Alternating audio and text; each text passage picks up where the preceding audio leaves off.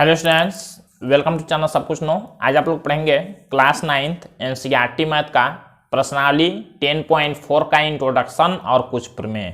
इससे पहले वाले पार्ट में आप लोगों ने प्रश्नावली 10.3 का पूरा कंप्लीट पढ़ाई किया था। तो अगर आप लोग चैनल पर नए हैं, चैनल को सब्सक्राइब करिए, वीडियो को लाइक करिए और ज़्यादा से ज़्यादा शेयर करिए ताकि सभी लोग आसानी से ऑनलाइन पढ़ाई कर सकें। देखिए, इसमें प्रमेय 10.6 दिया हुआ है और इसके बाद 10.7 इसी का अपोजिट होगा, इसी का उल्टा होगा। तो दोनों प्रमेय को बारी बारी से आप लोग समझेंगे क्या है और इसको प्रूव कैसे करना है, इसको भी आप लोग देखेंगे। तो देखिए, कह रहा है प्रमेय 10.6 एक वृत्त की बराबर जीवाएं केंद्र से समान दूरी पर होती हैं। पहले तो आप लोग एक वृत्त के लिए देखिए और उसी में कहा है या सर्वांग सम वृत्तों की, सर्वांग सम के लिए कम से कम 2 वृत्त होने चाहिए। तो या तो 2 वृत्त की बराबर जीवाएं, मतलब दोनों वृत्त अगर सर्वांग सम हो और उनकी भी बराबर जीवाएं हैं तब भी क्या होंगे, केंद्र से बराबर दूरी पर होंगे। या कह रहा है एक वृत्त की बराबर जीवाएं। तो हम लोग क्या करते हैं, यहां पर मान लीजिए कोई वृत्त दिया है जिसका केंद्र O है। अब कह रहा है इस वृत्त की 2 बराबर जीवाएं, मान लीजिए कह रहा है एक वृत्त की बराबर जीवाएं, हम लोग कम से कम 2 जीवाएं ले लेते हैं बराबर, जितने भी जीवाएं होंगे ले सकते हैं। मान लीजिए एक जीवा हमने ले लिया AB और एक हमने ले लिया PQ। ये दोनों क्या कह रहा है, कह रहा है कि अगर एक वृत्त की 2 बराबर जीवाएं हों, अगर 2 बराबर जीवाएं हों और वो केंद्र से सिद्ध हमको क्या करना है कि वो जब बराबर जीवाएं होंगी तो केंद्र से बराबर दूरी पर होंगी। दूरी हमेशा हम लोग कौन लेते हैं, दूरी हमेशा लंबवत, तिरछा दूरी नहीं लिया जाता है, हमेशा लंबवत दूरी लिया जाता है। ये लंब बनाएगा, लंब यहाँ बनाएगा मतलब 90 अंश का कोण बनाएगा, यहाँ भी ये लंब बनाएगा मतलब 90 अंश का कोण बनाएगा। इसका नाम मान लीजिए C ले लिए, इसका नाम D ले लिए। इतना आप लोग समझ रहे हैं। कह रहा है कि केंद्र से बराबर दूरी पर होंगे, अगर जीवा बराबर हैं तो बराबर दूरी पर ही होंगे। ये हम लोगों को सिद्ध करना है। आप लोग जानते हैं सबसे पहला हेडिंग क्या लिखते हैं, हम लोग लिखते हैं सबसे पहला हेडिंग ज्ञात है। क्या ज्ञात है, ज्ञात है एक वृत्त और उसकी बराबर जीवाएं। हम लोग लिखेंगे ज्ञात है एक वृत्त, वृत्त का नाम लिखते हैं हम लोग COR, C मतलब सर्किल, वृत्त O उसका केंद्र है, R उसकी त्रिज्या है। वृत्त को ऐसे लिखते हैं, हमने पहले शुरू में इंट्रोडक्शन में बताया था। तो एक वृत्त COR तथा उसकी 2 बराबर जीवाएं, 2 बराबर जीवाएं, कौन कौन जीवा हैं, AB और PQ हैं। बराबर जीवाएं AB तथा PQ। ये हमको ज्ञात है कि एक वृत्त दिया हुआ है, उसका केंद्र O है, त्रिज्या R है और उसकी 2 बराबर जीवाएं भी दी गई हैं क्वेश्चन में। सिद्ध हमको क्या करना है, दूसरा हेडिंग लिखते हैं सिद्ध करना है।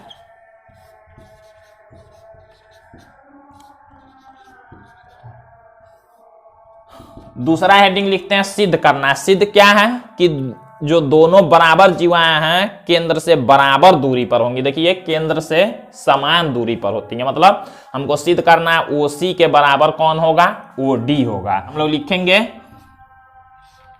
OC बराबर OD। देखिए, OC बराबर OD, ये हम लोगों को सिद्ध करना है। अब रचना अगर करना होगा तो हम लोग रचना कर लेंगे। रचना हम लोग क्या करेंगे, देखिए O को, जो केंद्र O है उसको हम लोग A से मिला देंगे और इसी O को मान लीजिए हम मिला देते हैं P से। यहाँ हम लोग त्रिभुज बना देंगे, त्रिभुज बनाएंगे। त्रिभुजों को सर्वांगसम अगर दिखा दें तो हम लोग कह सकते हैं कि ये OC के बराबर कौन होगा, OD होगा, ये हम लोग कह सकते हैं। तो हम लोग रचना क्या किए हैं, लिखेंगे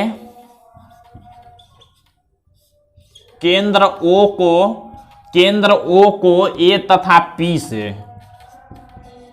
A तथा P से मिलाया, A तथा P से मिलाया। अब हम लोग क्या करेंगे, उपपत्ति करते हैं। अब हम लोग हल करते हैं। हल करेंगे हम लोग तो देखिए दो त्रिभुज बने हुए हैं, दोनों त्रिभुजों को अगर हम लोग सर्वांगसम दिखा दें, सर्वांगसम दिखाएंगे तो हम लोग कह सकते हैं OC के बराबर OD। अब सर्वांगसम दिखाने के लिए देखिए तीन चीजें बराबर होनी जरूरी है। तो एक तो आप लोग 90 अंश का कोण देख रहे हैं और यहाँ पर भी 90 अंश का कोण देख रहे हैं, और एक आप लोग देख रहे हैं ये O से A तक, O से जो A तक वाला है ये त्रिज्या है दूरी, और O से P तक ये भी त्रिज्या। तो एक वृत्त की जितनी भी त्रिज्याएं होंगी सब बराबर होती हैं। तो एक तो ये हो गया। एक और कोई चीज हमको बराबर करना है, बराबर नहीं दिया हुआ तो हम लोग कैसे बराबर करेंगे, तो देखिए ये AB के बराबर PQ दिया है, तो वहां से पहले हम एक बराबर कर लें फिर हम लोग सर्वांगसम दिखाएंगे। हम लोग लिखेंगे चूंकि AB बराबर है कौन, PQ, ये AB के बराबर कौन है, PQ है, ये ज्ञात है। AB और PQ दोनों बराबर जीवाएं हैं, तो AB के बराबर कौन है, PQ। जबकि हमको इस त्रिभुज में केवल चाहिए, ये AB तो त्रिभुज से बाहर है और PQ भी त्रिभुज से बाहर है, तो हम लोग पहले उसको त्रिभुज में लाएंगे। अब त्रिभुज में कैसे लाएंगे, अब हम लोग क्या करना, दोनों पक्षों में 1/2 से हम लोग गुणा कर देते हैं। मतलब इसको लिख लेंगे अगर, इसलिए हाफ AB अगर हम लोग लेते हैं तो हाफ क्या होगा, PQ होगा। हमने क्या किया, 1/2 से दोनों साइड में हमने गुणा कर दिया। आप लोग जानते हैं एक ही संख्या से दोनों पक्षों में हम लोग गुणा भाग जोड़ घटाना कर सकते हैं। तो 1/2 से हमने दोनों पक्षों में गुणा कर लिया। अब देखिए 1/2 AB का मतलब हुआ क्या, इस AB का आधा, 1/2 AB का मतलब AB का आधा, AB का आधा, AB का आधा कौन होगा, AC होगा। क्यों होगा ये कारण लिखना पड़ेगा आप लोगों को। AB का आधा कौन होगा, AC होगा। तो हम लोग लिख सकते हैं AC बराबर 1/2 PQ। इस PQ का आधा कौन होगा, ये PD होगा।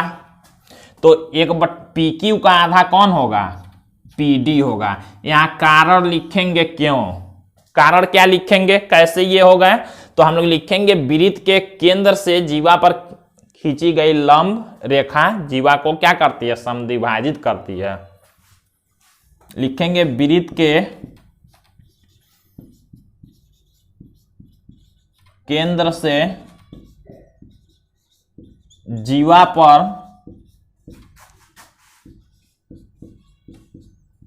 डाला गया लंब जीवा को समद्विभाजित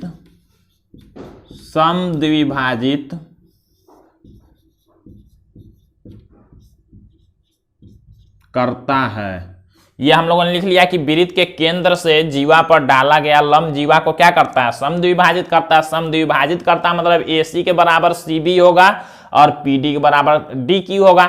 या AB का आधा कौन हो जाएगा, AC हो जाएगा, हमने ले लिया, और PQ का आधा कौन हो जाएगा, PD हो जाएगा। अब देखिए AC बराबर मिल गया क्या, PD। इसको हम लोग बना लेते हैं समीकरण 1।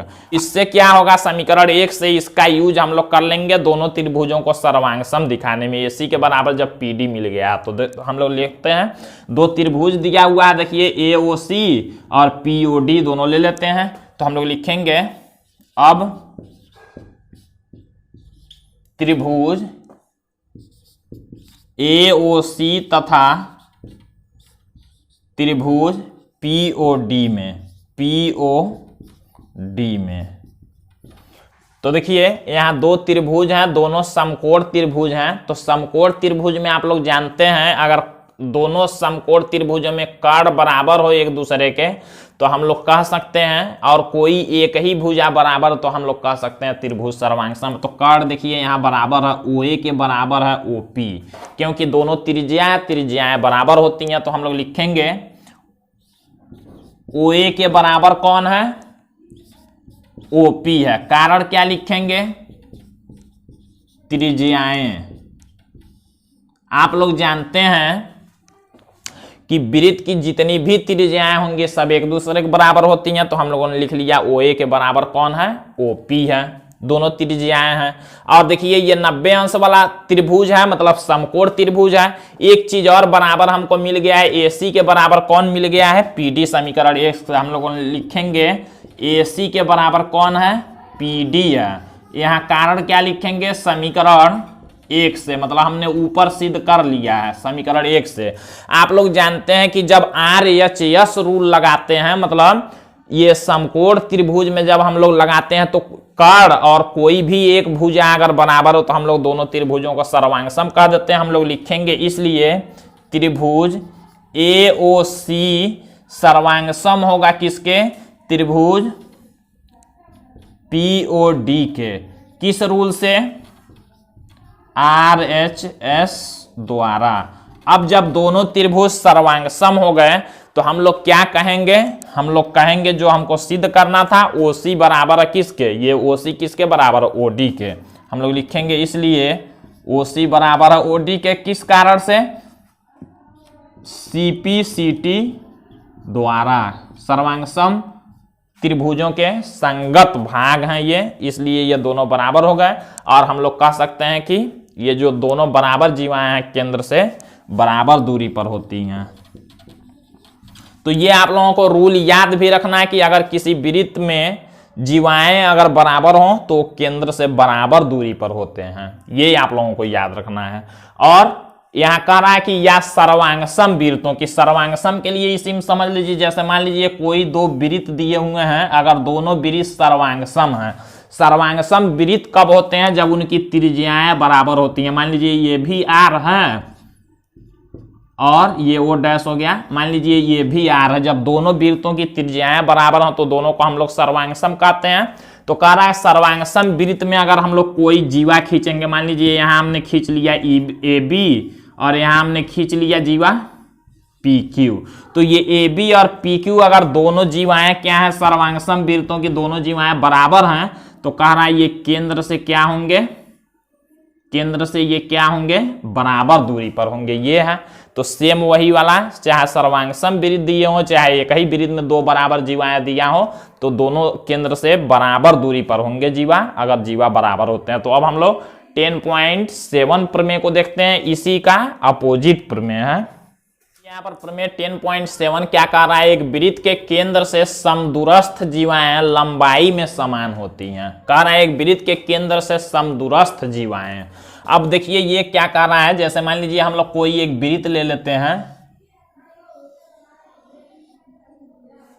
अगर हम लोग कोई एक वृत्त ले लेते हैं तो कह रहा है कि वृत्त में एक वृत्त के केंद्र से समदूरस्थ जीवाएं लंबाई में समान होती हैं। कह रहा है समदूरस्थ मतलब बराबर दूरी पर अगर दो जीवाएं हैं किसी वृत्त में, जैसे जीवा बराबर नहीं दिया है, इससे पहले वाले प्रमेय में क्या था? दोनों जीवाएं बराबर हो तो केंद्र से बराबर दूरी पर होती हैं। लेकिन इसमें कह रहा है कि केंद्र से अगर बराबर दूरी पर दो जीवाएं हो तो क्या होंगी? बराबर होंगी। दूरियां बराबर दिया है, जैसे मान लीजिए कोई जीवा दे दिया AB और एक जीवा दे दिया PQ, तो कह रहा है अगर ये दूरियां बराबर हो केंद्र से, केंद्र मान लीजिए यहां हम लोग लिखते हैं ये केंद्र से ये जो लंबवत दूरी है, मान लीजिए ये C हो गया और यहां तक जो दूरी है ये मान लीजिए D हो गया। तो कह रहा है ये दूरियां अगर बराबर दी गई हो, ये इसके बराबर अगर दिया गया हो तो ये जीवाएं भी आपस में क्या होंगी? बराबर होंगी। इस बार जीवाएं बराबर होंगी, ये कह रहा है। तो हम लोग इसको प्रूव कैसे करेंगे? सबसे पहले आप लोग लिखेंगे ज्ञात है, एक वृत्त दिया है और उससे समदूरस्थ मतलब बराबर दूरी पर दो जीवाएं दी गई हैं। तो हम लोग लिखेंगे एक वृत्त COR तथा इसके केंद्र से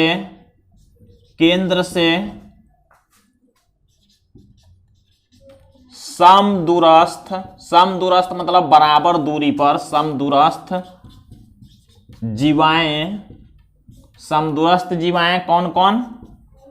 AB तथा PQ। ये इसमें जीवाएं बराबर हमको सिद्ध करना दिया नहीं गया है। अब हम लोग क्या करेंगे? सिद्ध करना है,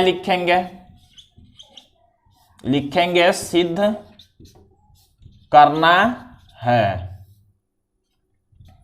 सिद्ध क्या करना है? अब ये देखिए सिद्ध हमको करना है कि ये AB के बराबर कौन होगा? PQ होगा। हम लोग लिखेंगे AB बराबर कौन होगा? पी क्यू होगा, ये हमको सिद्ध करना है। तो अब हम लोग क्या करेंगे, इसमें रचना करेंगे, केंद्र को फिर से मिला लेंगे ए से और यहां भी पी से भी। तो हम लोग लिखेंगे रचना,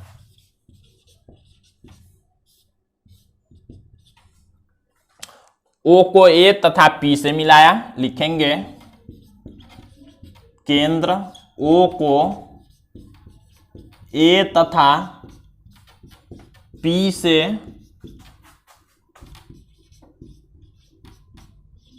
मिलाया। अब जब हम लोगों ने ओ को ए तथा पी से मिला दिया, अब हम लोग क्या लिखेंगे, उपपत्ति। क्वेश्चन को आप लोग ध्यान से समझ लेंगे। प्रमेय को, उस वाला प्रमेय को क्या कहा था कि दोनों जीवाएं बराबर हो तो केंद्र से बराबर दूरी पर होंगे। इसमें क्या कहा है कि अगर दो जीवाएं केंद्र से बराबर दूरी पर हो तो दोनों जीवाएं बराबर होंगी, ये सिद्ध करना है। और जब सिद्ध हो जाएगा तो ये आप लोगों को याद भी रखना है कि अगर केंद्र से बराबर दूरी पर दो जीवाएं हैं तो दोनों बराबर हो जाएंगी, या जितनी भी जीवाएं केंद्र से बराबर दूरी पर होंगी सब बराबर हो जाएंगी। ये हम लोगों को यहाँ सिद्ध करना है। तो क्या करेंगे, अगर हम लोग दोनों त्रिभुजों को सर्वांगसम दिखा दें तो सर्वांगसम दिखाने के बाद हम लोग कह सकते हैं कि क्या है, ये दोनों जीवाएं बराबर होंगी। जीवाएं तो यहाँ बाहर है त्रिभुज में, तो पहले हम लोग इतना और इतना बराबर कर लेंगे सर्वांगसम दिखाने के बाद, फिर ये पूरा कर लेंगे। देखिए कैसे हम लोग लिखते हैं, त्रिभुज एओसी लिखेंगे, त्रिभुज एओसी तथा त्रिभुज पीओडी में। अब हम लोग जब समकोण त्रिभुज है तो एक तो कर्ण देख रहे हैं बराबर है, क्योंकि त्रिज्या ओए बराबर ओपी लिखेंगे। हम लोग लिखेंगे ओए के बराबर है ओपी, क्योंकि दोनों त्रिज्याएं हैं एक दूसरे के बराबर होंगी। दूसरा एक चीज हम लोग क्या, जब कर्ण बराबर हो किसी त्रिभुज का, जब कर्ण बराबर हो, जो दोनों समकोण त्रिभुज हैं ये कर्ण है ये ओए और ओपी, क्योंकि 90 अंश के सामने वाला भुजा कर्ण कहलाता है। तो कर्ण जब बराबर होंगे तो कोई एक ही भुजा और बराबर कर देंगे। हम लोग लिखेंगे, पहले इस क्वेश्चन में दे दिया है ओसी के बराबर ओडी है, हम लोग लिखेंगे ओसी के बराबर कौन है, ओडी है। ये ज्ञात है, हम लोगों को क्वेश्चन में ही दे दिया है। अब देखिए, जब ये दोनों चीजें बराबर हो गई तो हम लोग समकोण त्रिभुज में दो ही चीजें बराबर करके सर्वांगसम दिखा सकते हैं। इसलिए हम लोग लिखेंगे त्रिभुज एओसी सर्वांगसम होगा किसके, त्रिभुज पीओडी। किस रूल से, यहां लिखेंगे RHS द्वारा। अब जब दोनों त्रिभुज सर्वांगसम हो गए तो हम लोग क्या कह सकते हैं, अब हम लोग लिख सकते हैं AC के बराबर कौन होगा, PD होगा। AC के बराबर कौन होगा, हम लोग लिखेंगे, इसलिए AC बराबर कौन होगा, PD। कारण क्या लिखेंगे, कारण हम लोग लिखेंगे CP CT द्वारा। अब जब AC के बराबर PD हो गया तो हमको ये नहीं सिद्ध करना था, हमको तो सिद्ध करना है जीवाएं बराबर होंगी, मतलब AB के बराबर PQ होगा। तो कैसे सिद्ध करेंगे हम लोग क्या करेंगे, दोनों पक्षों में 2 से गुणा कर देंगे। हम लोग लिख सकते हैं या 2AC बराबर 2PD लिख सकते हैं ऐसे। 2 से हमने दोनों पक्षों में गुणा कर दिया, 2AC बराबर 2PD। अब देखिए 2AC मतलब AC का दूना कौन होगा, ये AB होगा। तो हम लोग लिख सकते हैं या AB बराबर PD, इस PD का दूना कौन होगा, ये PQ होगा। दूना PD का कौन होगा, PQ होगा। तो हमको यही सिद्ध करना था, AB बराबर PQ। अब ये क्यों होगा, यहां हम लोग लिख लेंगे कि केंद्र से जीवा पर डाला गया लंब जीवा को समद्विभाजित करता है। हम लोग लिखेंगे चूंकि केंद्र से किसी जीवा पर डाला गया लंब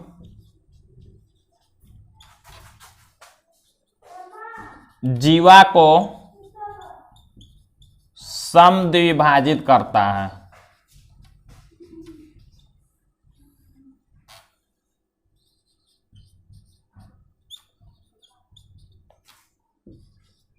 तो ये हम लोगों ने कर लिया है प्रूव।